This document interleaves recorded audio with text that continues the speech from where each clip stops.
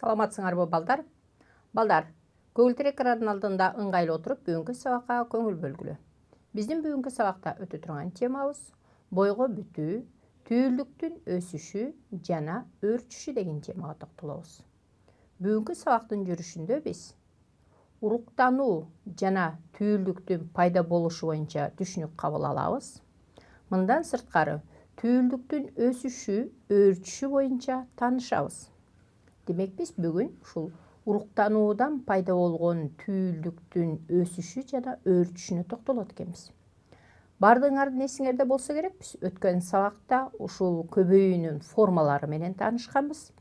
Көбөйүүнүн формалары деги эле көбөйүү деп биз эмнени айттык эле? Көбөйүү деп бул тирүү организмдердин өзүнө окшош дагы бир организмди пайда кылышы, бул көбөйүү деп айтканбыз.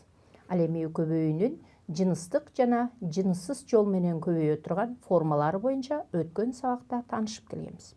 Анда бүгүн ушул адамдын түйүлдүгү кантип пайда болот, жана ал түйүлдүктүн өсүшү жана өөрчүшү кандай жүрөт, канчалык убакытка чейин созулат деген суроолорго бүгүнкү сабакта токтолот экенбиз.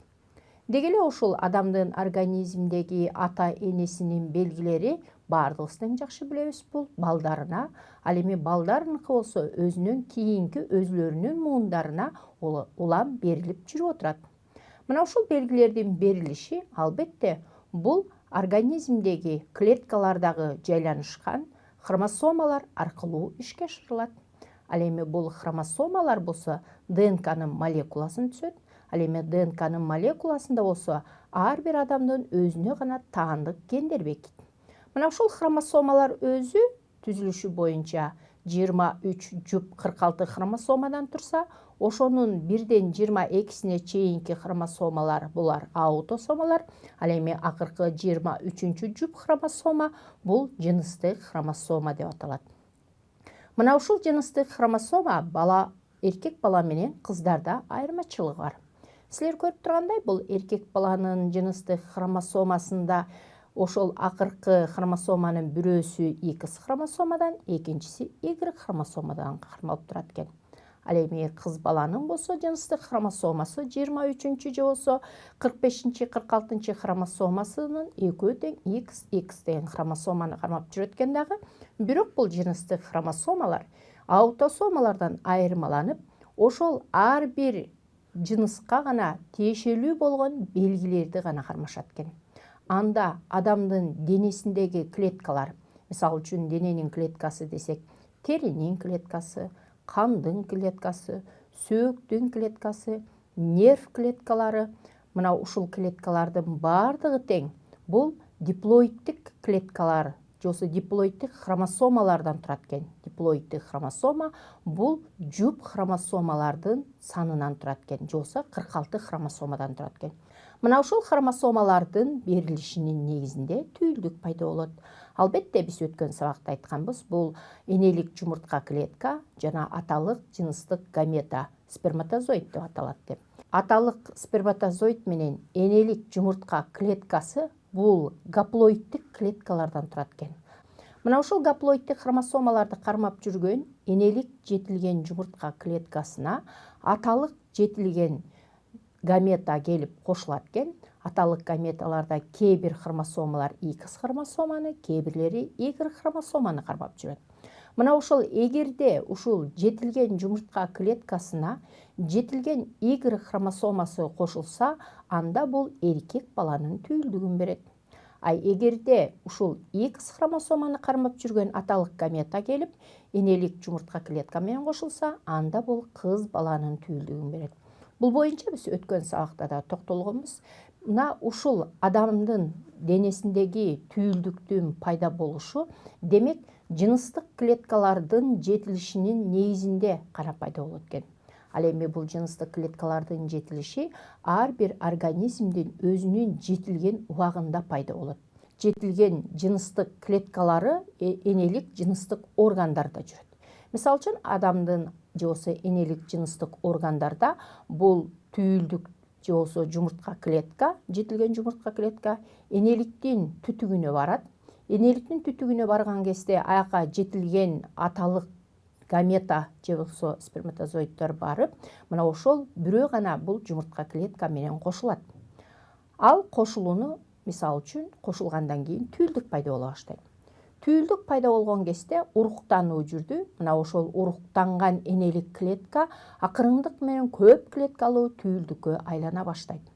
Көп клеткалуу түйүлдүккө бул биринчи 24 сааттын ичинде ал бир түйүлдүк же болбосо кошулган гаметалардан пайда болгон түйүлдүк 2 клеткага айланат. 30 сааттан кийин 2 клеткадан 4 клеткага айлана баштайт.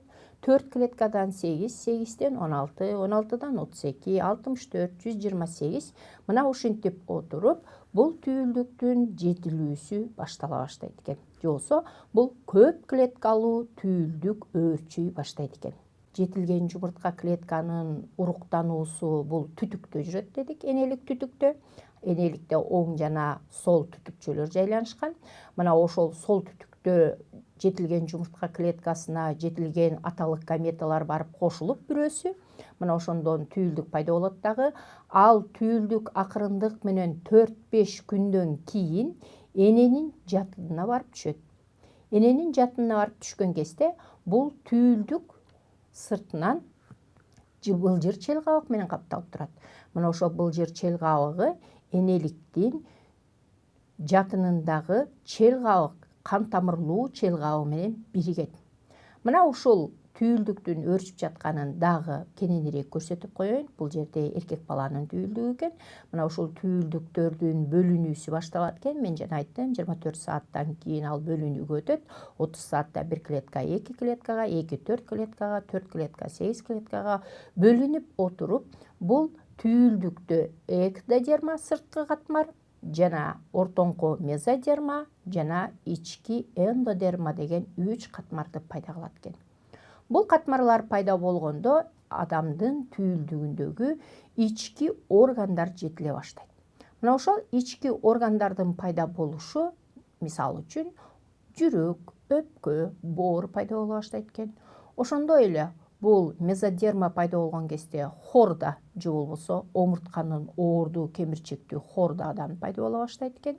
Акырындык менен түйүлдүк улам энелик жана жатындагы кан тамырлуу чел кабык менен бекиттебедикпи? Мына ошол бекиген жери энеликтин 4 жумадан кийин же болбосо 1 ай болуп калган кезде бул эненин киндиги менен баланын киндиги мына ошол чел кабыктагы кан тамырлардын бириккен жери менен бекишет экен дагы, ал азыктана баштайт экен. Демек, эненин кан тамырлар аркылуу энеден келген кычкылтек менен нем ала баштайт экен. Энеден келген азык заттар менен азыктана баштайт экен дагы. Акырындык менен түйүлдүк силер көрүп тургандай, бул 7 жана 8 жумага караган кезде бул түйүлдүктүн башы, көзү, кулагы, колу, буттары пайда болот экен. Демек, бул түйүлдүктүн жетилүү мезгилдери анда белгилүү бир баскычтарды басып өтөт экен. Муну мен силерге сүрөт боюнча дагы көрсөтүп коеюн. Демек, эң биринчи бул эненин сол түтүгүндө жумуртка, жетилген жумуртка клетка менен аталык гамета бириккен кезде бул түйүлдүк пайда болот экен. Түйүлдүктү биз зигота деп да коебуз. Бул пайда болгон түйүлдүк толук азык менен камсызданат дагы, ал бөлчөктөнүүгө өтөт. Башкача айтканда, бул бөлчөктөнүү түйүлдүктүн бөлчөктөнүшү же зиготанын бөлчөктөнүшү деп аталат. Ал 30 сааттан кийин башталат экен. Анда экинчи күндө бул 1 клетка түйүлдүк пайда болгон 1 клетка 2 клеткага, 2 клетка 4 клеткага айлана баштайт экен дагы.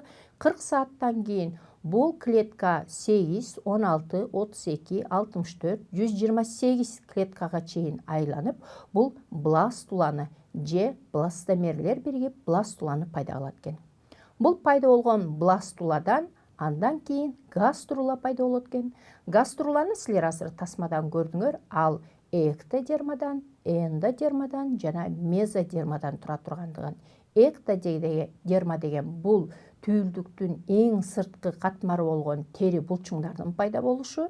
Мезодерма деген бул ортоңку, башкача айтканда, жүрөктүн, өпкөнүн, боордун пайда болушу. Ал эми Эндодерма деген бул ички катмарлардын пайда болушу, омуртканын, хорданын калыптанышы экен. Мына ушул гаструла бүткөндөн кийин 6 жума болгон кезде гистогенез деген баскыч башталат экен. Гистогенез баскычы бул ушул түйүлдүк, жана айтпадыкпы, бул жатынга түйүлдүк түтүктөн, эненин түтүгүнөн 4-5 күндөн кийин түшөт деп. Мына ошол 4-5 күндөн кийин түшкөндөн кийин бала эненин жатындагы чел кабык менен өзүнүн сыртынан каптап турган былжыр чел кабык экөө жабышып биригет дагы. 6 жума болгон кезде бул 6 жума деген силер көрүп турасыңар 1 айдан ашып калган мезгил болот. Мына бул кезде бул эненин киндиги менен баланын киндиги байланышып бириге турган мезгил болуп калат. Мына ушул 6 жумадан кийин 10 жума өткөн кезде киндик менен толук байланышып, ал эненин азыктанган азыктары кан аркылуу жана кычкылтек кан аркылуу балага да келип турат экен дагы. 10 жума болгондо силер көрүп тургандай бул 2,5 айлык түйүлдүктө баланын көзү, кулагы, колдору, буттары толук билинип калган мезгил болот. Ал эми 16 жума өткөндөн кийин бул органдардын жетилүүсү башталат. Мына ошол органдардын жетилүү баскычы органогенез деп аталат экен. Демек бул 4 айдан кийин бул баланы толук баштары, органдары, оозу, мурду, кулагы, көзү, колдору, буттары толук билинип калат экен дагы. Ал эми 20 жума болгондо бул 20 жума 5 айлык баланын түйүлдүгү. Негизи бул бала 16 жума болгон кезде органогенездер калыптанып бүткөндөн кийин бул 16 жумадан кийин баланын кыймылы башталат. Башкача айтканда баланын кыймылы эң биринчи бул колдорун, буттарын кыймылдата баштайт. Андан кийин 20 жума болгон кезде бул бала сырттагы болуп жаткан дабыштарды, үндөрдүн баардыгын тең угуп, сезе баштаган мезгил мына ушул 20 жума болуп эсептелет экен. Ал эми 20 жумадан кийин 38 жана 40 жума бул баланын 7 айлык мезгили болуп калат. Бул 20 жумадан 40 жумага чейинки мезгил, же болбосо 5 айдан баштап бул 40 жумага чейинки мезгилинде бала эгерде энеси кайгырса кайгырат экен, кубанса кубанат экен, же болбосо ар кандай дүүлүгүүлөргө, сырткы дүүлүгүүлөргө жооп бере баштайт экен. Муну кээ бир окумуштуулар изилдеп чыкканда, ошол бала эгерде сыртта катуу суук болуп энеси үшүй баштаса, анда бала дагы үшүп эненин ичинен ыткыта баштаганын байкашкан экен. Башкача айтканда бул үшүгөндө ыткытуу бул ошо жооп берүү реакциясы болуп эсептелет экен. Ошондой эле эгерде сыртында кандайдыр бир катуу коркунуч болсо, бул бала дагы абдан кыймылдап эненин ичинде аябай тынчсыздана тургандыгын аныктаган. Ал эми бул демек бул бала 16 жумадан баштап 40 жумага чейин баардыгын сезип калган кез болсо, анда бул убакта эне мүмкүн болсо жагымдуу аларга сезимдерди пайда кылыш керек экен. Бул сүрөт боюнча дагы баскычтарынын өөрчүү мезгилдерин кененирээк көрсөтүп коеюн. Демек 7 жумага чейинки түйүлдүктүн өөрчүү мезгили бул эмбрионогенез мезгили деп аталат экен. Демек эмбрионогенез деген бул түйүлдүктүн жетилип аткан мезгили болуп саналат экен. Ошол 1 жума же болбосо 1 жуманын 4-5 күнүндө эле эненин жатынына барып, бала ошол эненин жатындагы чел менен бириге баштаган мезгили 1 жумада эле башталат экен. Ошо 1 жумадан 3 жумага чейин ал түйүлдүктөгү азыктар менен азыктанып, анда силер жаңы тасмадан көрдүңөр бластомерлерге жана гаструлага айлана тургандыгын. 8 жумадан баштап 39 же болбосо 38 жумага чейинки мезгил бул түйүлдүктүн органдарынын жетилип жаткан мезгили болуп саналат экен. Мына ошол 8 жумадан 38 жумага чейин баланын толук органдары калыптанып аткан кезде анда бул ар кандай терс көрүнүштөрдөн алыс болуш керек экен. Деги эле түйүлдүк пайда болгон күндөн баштап ушул 38 жумага чейинки мезгил бул түйүлдүктүн толук жетилип аткан мезгилдер болуп саналат экен. Же болбосо бул 9 айлык мезгил 39 жумадан башталат экен. Анда ушул жетилген түйүлдүк 8 жумадан 40 жумага чейин органдар толук жетилген мезгили болуп эсептелет экен. Мына ушул түйүлдүктүн өрчүшүн дагы мен силерге кененирээк чоңураак көрсөтүп коеюн. Бул жерде 4 жумада силер көрүп тургандай 3 жана 4 жумада бул сыртындагы былжыр чел кабак менен эненин жатындагы чел кабак менен бекиген мезгил болот экен. 7 жумада бул бала 2 айга жакындап калган мезгил болот дагы. Бул убакта баланын органдары калыптанып калган мезгил болот экен. Ал эми 3 ай болгондон кийин болсо бул 3 айлык мезгил 12 жумалык болуп эсептелет. 12 жумада бала толук органдары калыптанып, эненин жатынындагы тондо же болбосо толук өрчүп аткан мезгили болот экен. Ал эми акыркы 4 айда болсо бул кыймылдап, силер көрүп тургандай ал колу менен ушул киндиктерин кармагандарында байкашкан экен, же болбосо ушул буттары менен тепкилеген мезгил мына ушул 4 ай мезгил экен. Анда бала 4 ай болгон кезде бул бала сөзсүз түрдө акырындык менен кыймылдай аткан мезгили болуп эсептелет экен. Мына ушул баланын пайда болгон күндөн баштап жетилгенге чейинки мезгили бул ушунчалык көп узакты ээлесе, ар бир мезгилде бул түйүлдүктүн өсүп өөрчүп жаткан мезгили абдан баалуу болуп саналат экен.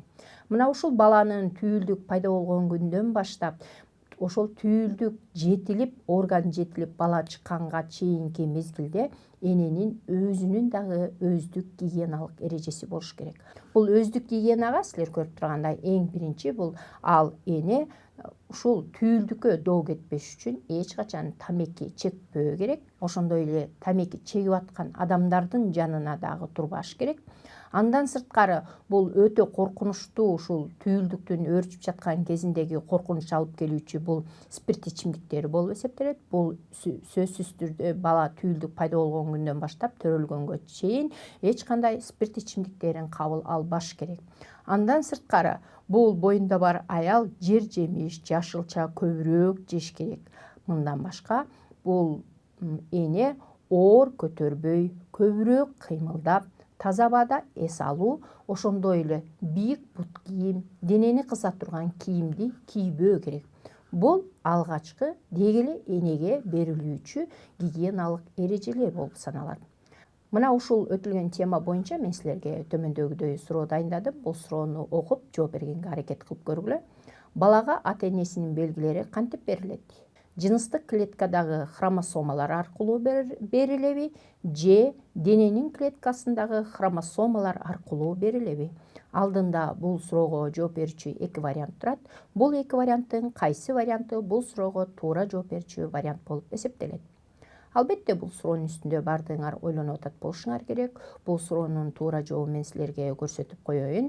Балага ата-энесинин белгилери албетте жыныстык клеткадагы хромосомалар аркылуу берилет. Ал эми хромосомаларда болсо, бул хромосомалар ДНКнын молекуласынан тура тургандыгын, ал эми ДНКнын молекуласында ошол ата-энесинин энесинин генин жана атасынын генин кармап жүргөн гендер бар экендигин биз жана тасманын башында көрдүк, сабактын башында.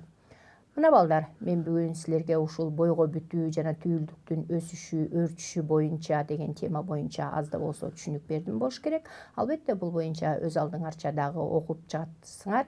Анда мен ушуну менен бүгүнкү сабагымды аяктайын. Кийинки сабакта жолугушканга чейин саламатта калгыла.